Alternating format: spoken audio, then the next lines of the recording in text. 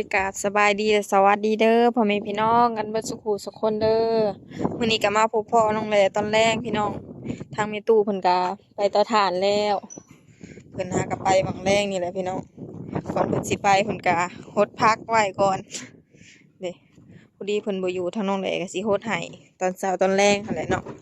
พอดีมื้อนี้ก็มาแปลงประตูทางหน้านี่แหละพี่น้องเพราะว่ามันไขเข้าออกยาก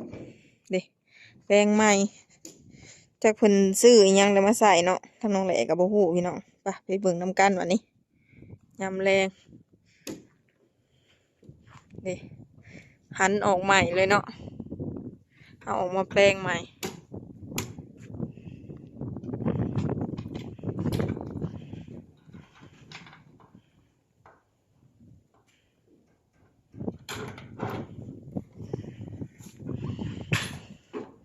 สบายดีเด้อวันเด้อสบายดี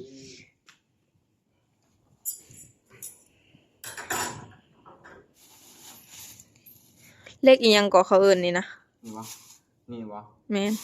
สาก เออ ใส่สากไหมพอดีมันนั่นค่าเนาะมันไขออกยากก็เลยว่ามาแปลงใหม่เพราะว่าเพิ่นตั้งวงกบแต่ที่แรกน่ะมันต่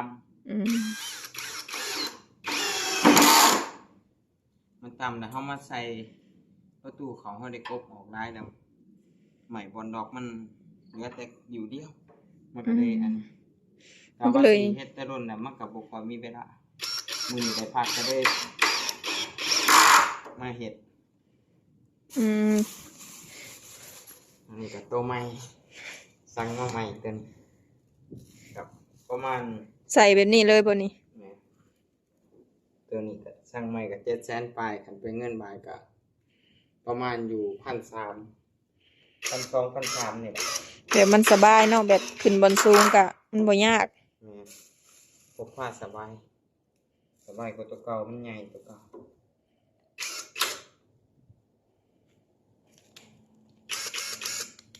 ใส่เบิดถูกเจเลยบ่นะเจ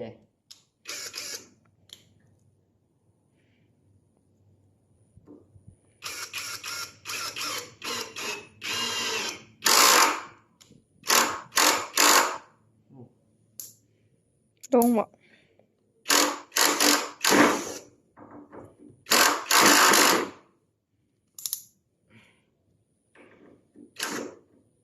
ขาดไม่แข็งพี่น้องเลยขาดเลยน็อตคือขาดน็อตคาอยู่ในเนาะแต่ก็เป็นยังนี่มันทั้งขาดเลยได้บ่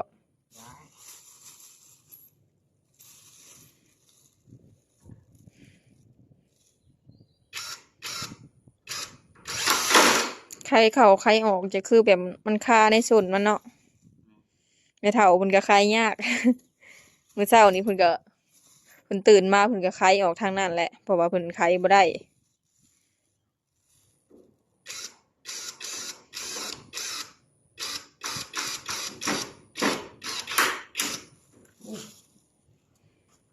ยังไงอยู่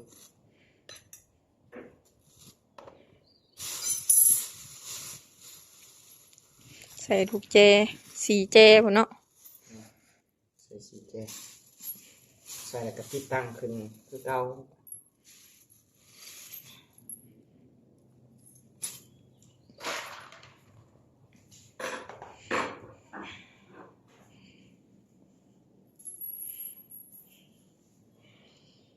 เริ่มค่ำแล้วตอนนี้ก็เนาะ4-5 โมงแล้วจักประมาณ5 โมงแม่เฒ่าเพิ่นก็ไปเตาถ่านแล้วนอนเตาถ่าน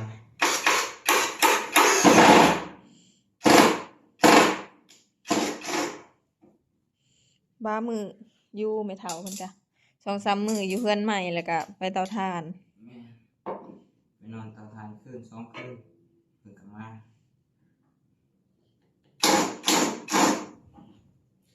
าใส่ทั้งส่วนนี้เนาะวันนี้ใส่ผ่านนั้นแล้ว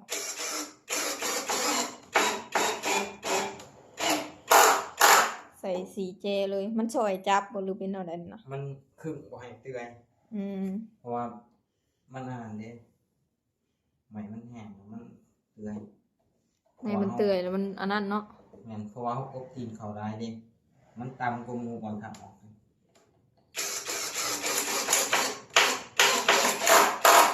คือแถว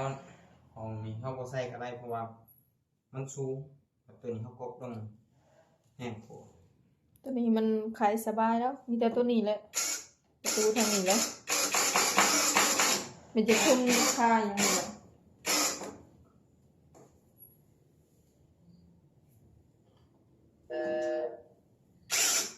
เสียงอย่างว่าเสียง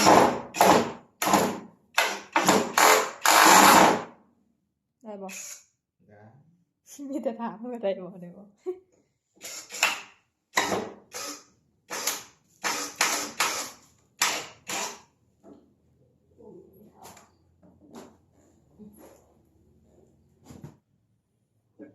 ใส่ขางหน้าเนอกบัดนใส่สีแจเลย จับไว้จับประตู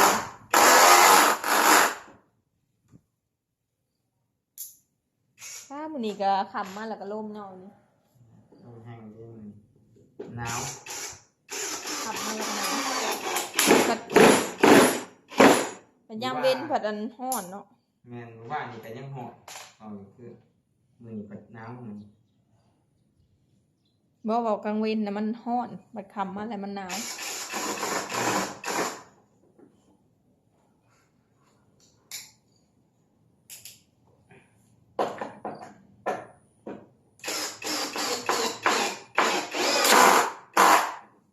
มื้อนี้พักมื้ออื่นก็เฮ็ดเวียกแล้วเนาะ แม่นมือที่ดี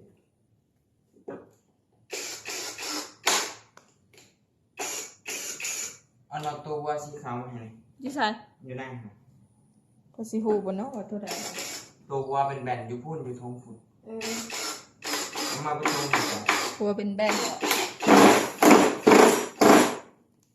เอามาเป็นทงกันเลย แป๊บนึง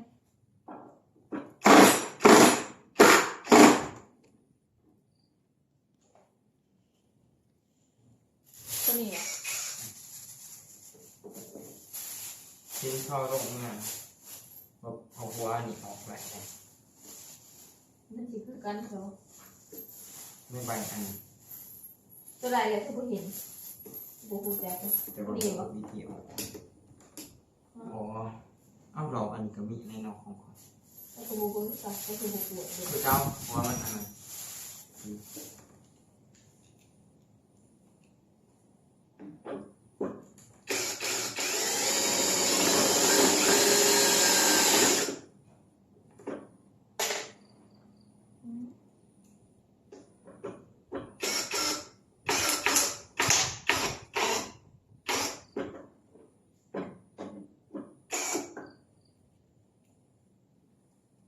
แจ้งเลยบอกไว้เลย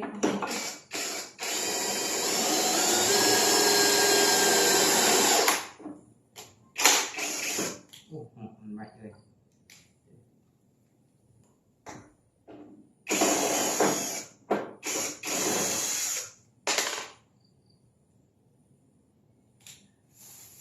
หอน มันเปิดไฟอยู่แบบโอ้ย ตกใจ เอ้าจะบ่ตกใจอะไรบ่ยังขางหนึ่งเนาะวันนี้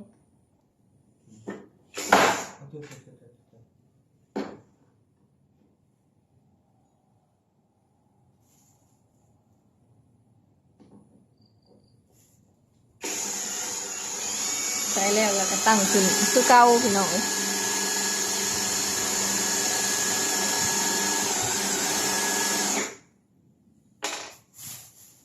คือเสียงฝาหอมเนาะ บ่นะบ่ได้ยินนะเสียงโดดหน่อยเอ้าคือเสียงดังเถอะบัด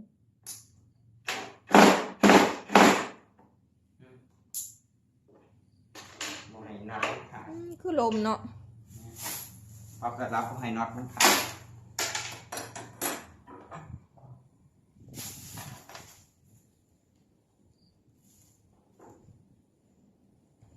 ย ยังฝั่งเดียวบัดนี้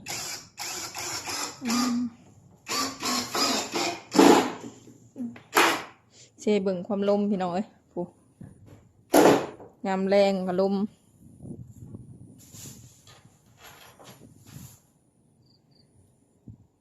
เริ่มคำเลย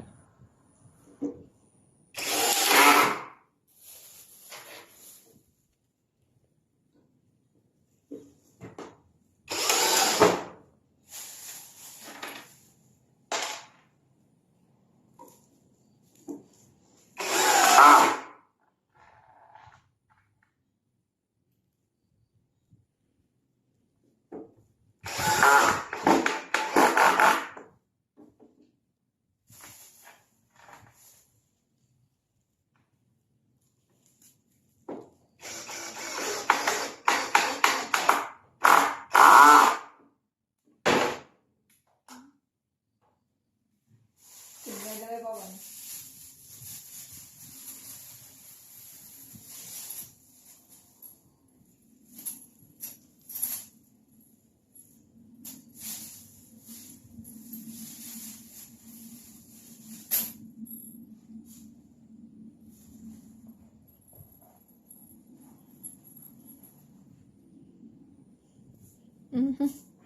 มีบนหออีกเนาะ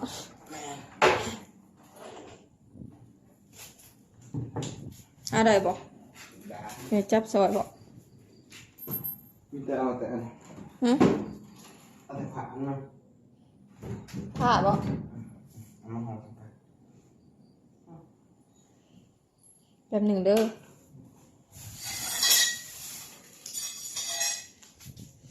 มืดเริ่มมืดเลยพี่น้อง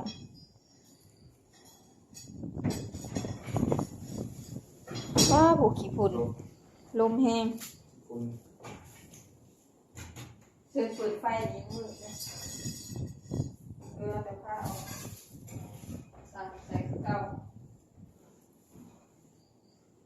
รู้สึกมันหยกขึ้นแล้ววันนี้ ถ้าแบบใส่แล้วใครเขาใครออกสบายเลยค่ะใครเนี่ยเวลาเป็นเราเป็นใครเด็กใครเนี่ยมันค่าเนาะ เอาไป แดง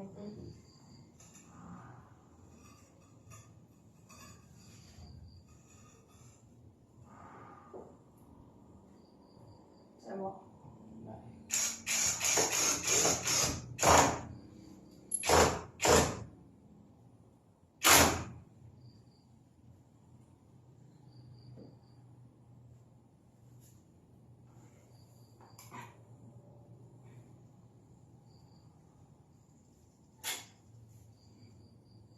ดูคนนี้พอ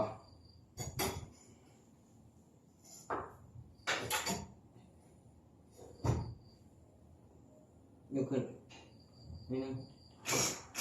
ใช่บอกอะไร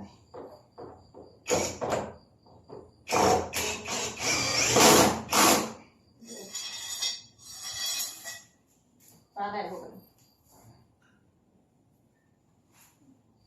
บ่ได้มันบ่พอดีมันอัดบ่ได้กับแป้งพี่น้องแบบให้มันได้ตามมงกบ มันก็ปี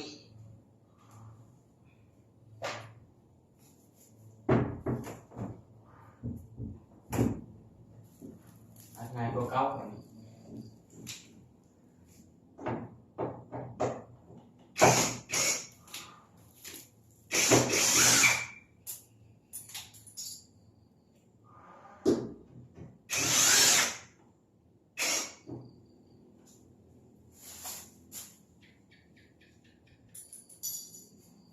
ใช่ไหมทุ่ง เด้นี่เนาะ บอลมันกดแต่วงอ่ะที่ทำงานมือไป แต่ทงส่งก็ลืมอ่ะ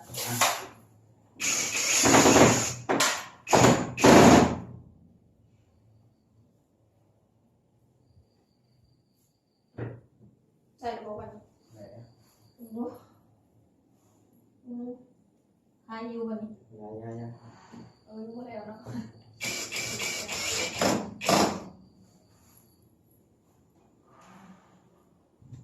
ถ้าถูกก็คือเขาบ้านคือกันนะ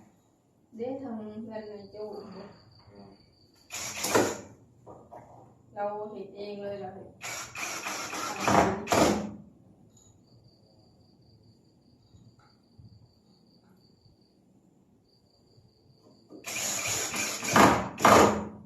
ได้แล้วเนาะมันข้างนอกก็ลุ่มดี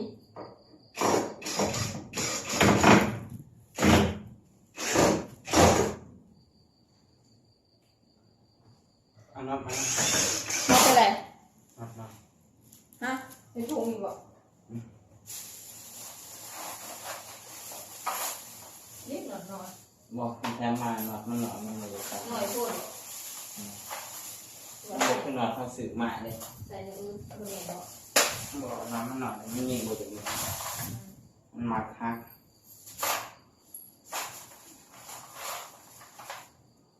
มาคักแล้วก็อันนี้ไว้วัดขาดไว้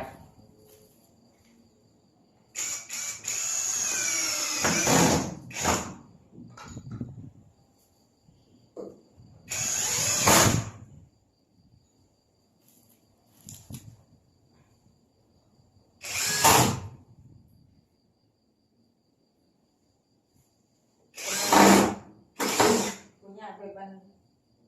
เกี่ยวกับสายไฟ เอาหลับมาไหม ก็เลย เอาตัวนี้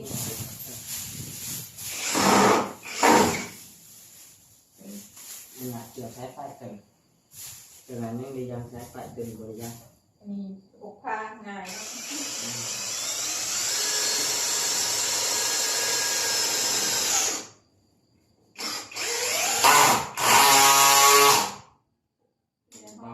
ฟังไงสบายมือ น้องได้สากเอาเนาะ นี่ คือสากแบตโทรศัพท์นี่แหละว่ารุ่นใหญ่มันเป็นเสียบไฟ ตัวใหญ่เข้าไปซี่หัวปูนหัวเสาเดินมาแบบงานแบบนี้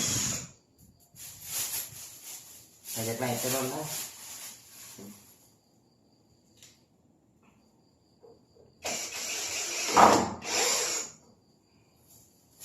นอกนัดเบิ้งไป แล้วเราเป็น ได้ละ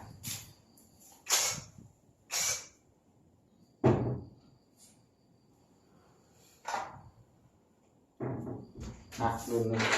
เบิ้งไฟแบตตะขา หนอดเลยมันหักบอก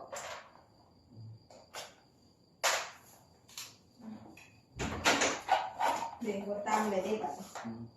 ไฟกองพอ เป็นบิดยังไม่ได้แป้งแล้วมันคือมันคาในนี่แหละคือมันจะเป็นอะไรเนาะมัน ไม่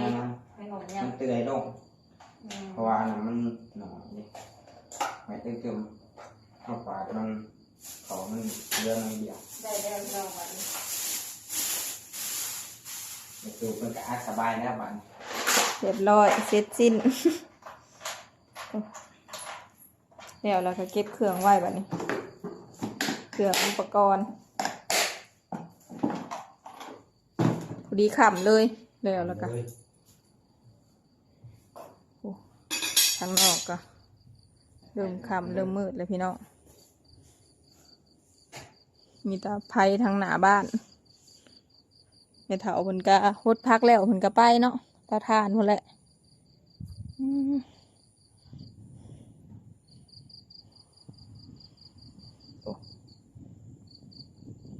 พี่น้องมื้อนี้ก็จากคลิปนี้ทางน้องแหล่ก็สิขอตัวลาไปเพียงเท่านี้ก่อนเด้อมื้อนี้ก็ทางให้วันเพิ่นมาแปลงประตูให้แม่เฒ่าเพิ่นพี่น้องมันไขเขาออกยากเนาะโดยคลิปนี้ก็สิขอลาไปก่อนเด้อขอกล่าวคำว่าสบายดี